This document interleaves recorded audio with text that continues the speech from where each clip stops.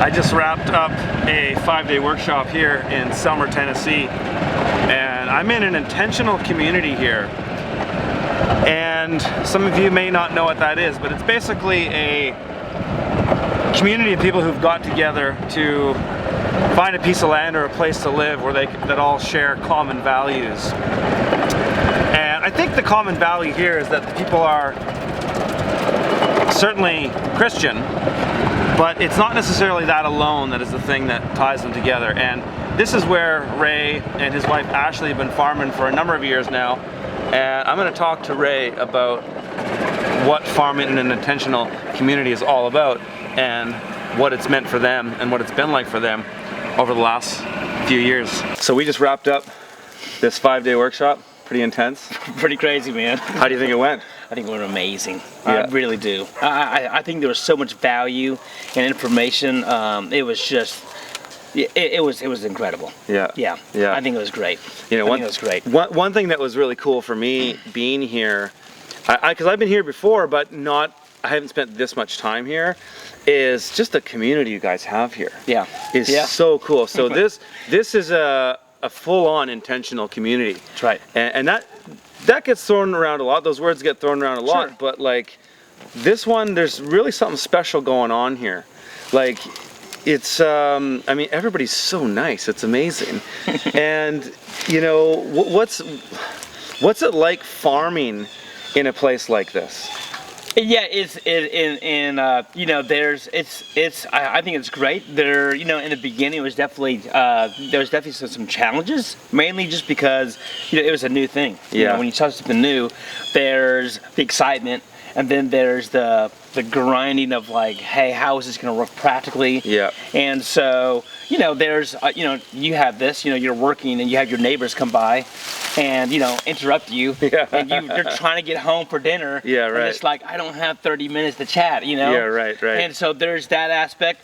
But, you know, really, I mean, you know, to us, this is home. Yeah. And so, you know, you have the same thing, you know, where you are as home, and that stuff you could, you know, just, it's part of it. Yeah. Right? There's nothing perfect about anything. Right. And so, but in general, you know, we love it. You know, to us, it's home. We've strongly considered other areas closer to our markets because it makes, you know, business sense. Yeah. But in the end, it's home. Quality of life. Quality of life, you know. Yeah. And yes, you know, I do think driving 2 hours one way is the most inefficient thing we do as farming, but we're gonna figure it out, you know. And so, yeah, it's great. You know, here, you know, our children have friends here they get to play with. Everybody, it's safe. You see kids just, your kids might be off over there playing with the neighbors, but you have no worries. That's right. Oh. You know, yeah, and no one locks the car. I mean, it's just, you know, it's out in the middle of nowhere. And it really is a safe place, and it's a great place to raise a family. We love it. People here are our family to us. Yeah. How big is this entire area of this community? The actual community is about 85 acres, and so you know, I think there's maybe, you know, the homes are probably sitting on about 20 acres. I think we have like 20 acres of pasture, maybe another 20-30 of woods. And then we have just some other miscellaneous kind of common grounds, and you know, it's kind of all mixed up. So you know, it's great. You know, we have a pond in the corner.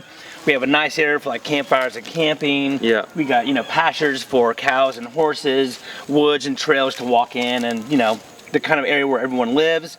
And then the farm's kind of like in the middle of it. Right. You know, so there's like houses on each side. So. Yeah, it's been quite the experience and journey, but we're really grateful to be here. Yeah. We really are. How did it all start, Len? So I'm curious to the backstory of this community, but also how do things like shared infrastructure and buildings, how does that work out on just like a practical sense with people here? Yeah, so that's a great question. It's changed over the years, and you know, the way it started was basically back in the early days, I guess 25 years ago. It actually started out, there was this lady, and she started a birth ministry in Florida, and it was actually illegal. So she was kind of doing under the black market basically down Birth there. ministry is in raising, birthing children outside the hospital. So home deliveries. Okay, right? okay, midwife type stuff. Yeah. Exactly. Yeah, midwife. And so a lot of people wanted to opt out of our current medical system here in the U.S. Yeah. And so she was helping people do that. Right. And they started kind of cracking down on some things, and they just went, you know what, it's time to move. By the time they decided to move up here to Tennessee, they had the people that they would help. They just started getting together. They started meeting in each other's homes, and it really, the purpose of them like getting together and forming basically a church was not intentional. It just like happened by accident. Right. So we didn't come out to go, hey, we want to have a community. Let's set up all the rules, all the guidelines. We're going to do this and this. It just like happened. And so we're still figuring out to this day. I mean, it's been 25 years in the making, and we're not claiming to have it all figured out, and it's not perfect. There's lots of problems. I mean, we're all people, right? So we all have opinions. Of course. We all have, honestly, we don't always believe the exact same thing, but we have respect for one another. We love one another. We care for one another. We watch out. If someone has a need, we're there to help each other out. That's what I found that's been amazing here is that people have been so helpful for us, and Katie's walking around here, and they might recognize me and know me because I've been here before, but then they see Katie as a stranger, and they're just like immediately trying to help her, like showing up at our place, giving us stuff. Like it's incredible. Yeah. So how do the things like the common structures, how do these things get paid for? Is there like, do you guys pull your money into a fund or something? What do you guys do? So the way it works is basically, everyone who has homes, we pay rent. Yeah. And so that rent money goes to like, the land maintenance, building maintenance. It'll go to like, roads. Yeah. If there's a leak, there's money for that. We have a guy who actually works here who does land maintenance, so he gets paid.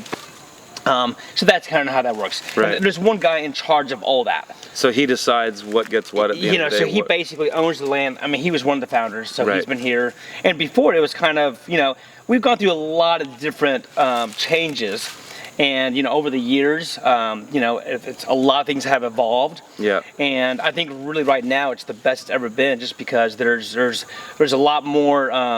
There's definitely a lot more stability in like how things are done. There's a lot more structure. Yeah. And so it's working out good. Well, and one thing I was curious about too is because you guys are farming here. Yeah. The community's basically just said, here, use this land. Right. They're really excited you guys are farming it. Totally. And so are members of the community getting food from you guys? Oh, for sure. So the way we do it is my wife sends out like a email list once a week, and they basically place their order, and then we fill it, and then they come down to the walk-in cooler and just go to the walk-in cooler. They grab their names are on their back, and they grab it and go home. Yeah, yeah. So it's like in their backyard. Yeah, it's awesome. They must love that. Yeah, I mean, not everyone does it, but for the people who really want kind of the good local food, it's like in their backyard. Yeah, that's fantastic.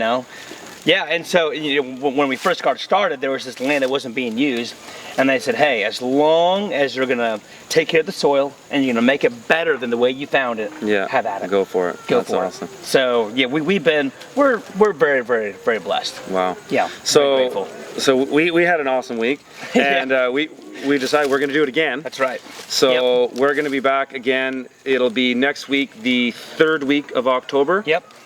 So next year, so 2018, I'll be back here. We're gonna do the same thing again, 3rd week of October. We'll list those tickets maybe by January or something. People can get an early bird. We sold this one out. Yep. And turned people away. And we turned a lot of people away. So we figure that down south here, there's a lot of people that are interested in this kind of information. So we're gonna do it again, and there's a chance, we haven't confirmed 100% yet, but there's a chance we might do 2 back-to-back. But we'll see how that first one sells out, and then we'll go from there. That's right. Thanks for having us, Ray. That's good, man. All right, brother. All right.